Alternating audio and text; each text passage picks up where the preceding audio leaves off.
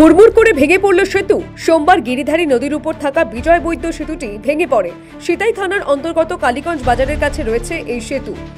প্রত্যক্ষদর্শীরা জানিয়েছেন, ইট বোঝাই একটি পিকআপ ভ্যান সেতু পার করছিল। সেই সময় হঠাৎ ব্রিজের একটি অংশ বসে যায়। দুর্ঘটনার সময় পিকআপ ভ্যানটি ব্রিজের ওপরেই ছিল। এই দুর্ঘটনা দেখে স্থানীয়রা ভয় পেয়ে যান। ঘটনার খবর পাওয়া মাত্রই সিতাই থানার পুলিশ দ্রুত ঘটনাস্থলে পৌঁছয়। গাড়িটি উদ্ধারের জন্য প্রথমে ইট নামিয়ে নেওয়া হয়। এরপর বহু চেষ্টার পর গাড়িটিকে সেতুর ধ্বংসাবশেষ থেকে উদ্ধার করা সম্ভব হয়েছে। পুলিশ সূত্রে খবর, পরিস্থিতি নিয়ন্ত্রণে আনতে অবিলম্বে সেতুর দুই প্রান্তে ব্যারিকেড বসানো হয়েছে। সেতুর উপর দিয়ে যান চলাচল বন্ধ করা হয়েছে। এলাকা জুড়ে সতর্কতা জারি হয়েছে। এখনো পর্যন্ত কোনো হতাহতের খবর নেই। স্থানীয় বাসিন্দারা জানিয়েছেন, সেতুটির অবস্থা বেশ কিছুদিন ধরেই দুর্বল।